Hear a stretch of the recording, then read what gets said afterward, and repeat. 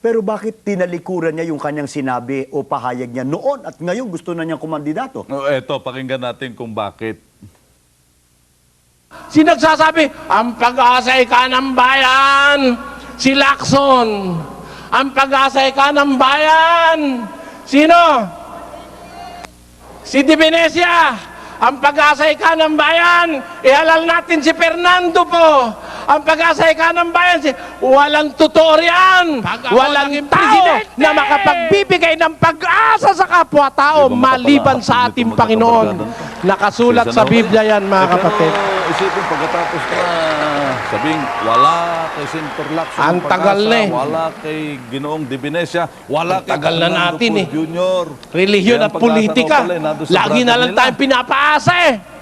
Pag ako naging presidente, sabi ni Ganire, pag naging presidente ko, walang kaibigan, walang kamag-anak,